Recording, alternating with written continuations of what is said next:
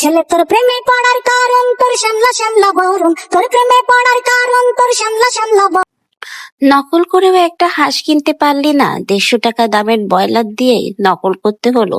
Viewers, recently এবার আখির সেই পোল্ট্রি মুরগি বা ব্রয়লার মুরগি দিয়ে খিচুড়ি রান্নার ভিডিও নিয়ে এবার মুখ খুলেছে তিশা। হ্যাঁ ভিউয়ার্স, রিসেন্টলি তিশা তার ভিডিওর ক্যাপশনে এই লেখাটাই শেয়ার করেছে এবং আখিকে যে ব্রয়লার মুরগি নিয়ে অপমান করেছে সেটাই কিন্তু তার ক্যাপশনের মাধ্যমে বুঝিয়ে দিল।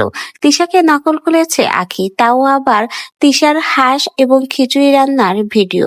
সেই একটা ভিডিও আখি ব্রয়লার মুরগি দিয়ে মোট 33টা ভিডিও করেছে, সেটা নিয়েই সোশ্যাল মিডিয়াতে তুমুল আলোচনার মুখে এখন আখি।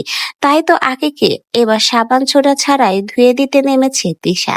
সেও ভাই কম যায় না, আখি তার ভিডিও কপি করায় সেও বলেছে একটা হাঁস কেনার নাকি ক্ষমতা নেই আখির, 150 টাকার ব্রয়লার মুরগি দিয়েই তিশাকে কপি করতে হলো। এটা দ্বারাই তিশা বুঝিয়েছে যে কখনোই আখি তিশার জায়গায় আসতে পারবে না। যেখানে হাঁস দিয়ে ভিডিও করেছে তিশা, সেখানে মাত্র 150 টাকার ব্রয়লার মুরগি দিয়ে সেই ভিডিওরই কপি করতে হয়েছে আখিকে। আখিকে সারা জীবন তিশার নিচেই থাকতে হবে, এটাই যেন আখির জন্য এই পোস্টার ইঙ্গিত। তিশা তার পোস্টের মাধ্যমে এটাই যেন আখিকে বুঝিয়ে দিল আখির অবস্থান যে সারা জীবন তিশার নিচে আছে এবং নিচেই থাকবে।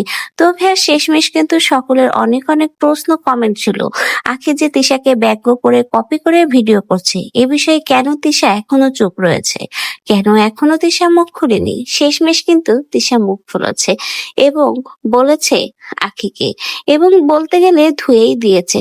আখি যেমন সার্ফ এক্সেল সাবান দিয়ে তিশাকে ধুয়েছে, ঠিক তেমনি তিশাও কিন্তু কম যায় না, সেও সাবান ছোটা ছাড়াই কিন্তু আখিকে পোস্টের মাধ্যমে ধুয়ে দিল।